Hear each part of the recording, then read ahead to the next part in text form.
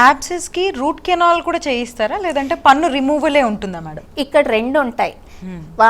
ఇప్పుడు endo పెరియో related అంటాం. Okay. Endo పెరియో అంటే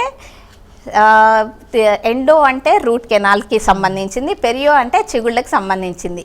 మేము ఎప్పుడైతే సేవ్ చేయగలిగే పొజిషన్ ఉంటుందో రూట్ కెనాల్ చేసి దాంతోపాటు చిగురు ఇన్ఫెక్షన్ కూడా క్లీన్ చేసి సేవ్ చేస్తామండి. బట్ అది కంప్లీట్లీ అన్అవాయిడబుల్. అసలు మేము రూట్ కెనాల్ చేసినా సేవ్ చేయలేని పొజిషన్లో పన్ను తీసేయాల్సి వస్తుంది. ఓకే. అసలు కరెక్ట్ వే ఆఫ్ బ్రషింగ్ అనేది ఉంటుందా? ఉంటుందండి. ఓకే. యూజువలీ పన్ను ఎప్పుడు చిన్నపిల్లలకైతే సర్క్యులర్ మోషన్లో బ్రష్ చేయమని చెప్తాము. పెద్దవాళ్ళకైతే మీరు ఎప్పుడు 45 డిగ్రీ యాంగిల్లో బ్రష్ పెట్టి చిగురు నుంచి పంటి వైపు బ్రష్ చేయాలండి. అలా చేయటం వల్ల ఏమవుతుంది అంటే కనుక పాచ్ అనేది తీసేస్తాం. యూజువలీ మనం ఏం చేస్తామంటే హారిజాంటల్ మోషన్లో చేసి పన్ను అరిగిపోయేటట్టు చేస్తాం. అండ్ బ్రష్ కూడా సాఫ్ట్, అల్ట్రా సాఫ్ట్ బ్రషెస్ తీసుకోవాలి.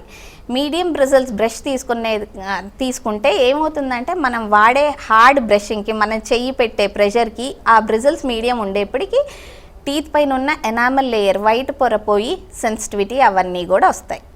అండ్ టూత్ పేస్ట్ కూడా usually you can use any toothpaste which is soft. కొన్ని టూత్ పేస్ట్లు యాక్చువల్లీ రఫ్ ఉంటాయి, పట్టుకున్నప్పుడు అబ్రెసివ్ పార్టికల్స్ థిక్నెస్ ఎక్కువ ఉంటాయి. అలాంటివి కూడా యూజువలీ అవాయిడ్ చేయమంటాం. ఎందుకు అంటే అబ్రెసివ్ పార్టికల్స్ థిక్ ఉన్నా మనం బ్రష్ చేసేటప్పుడు ప్రెషర్ ఎక్కువ పెట్టాము అంటే తెల్ల పొర పోయి సెన్సిటివిటీ రావచ్చు అని. అండ్ పేస్ట్ కూడా ఒక వేసిన పప్పు గింజ అంతా వాడాలి.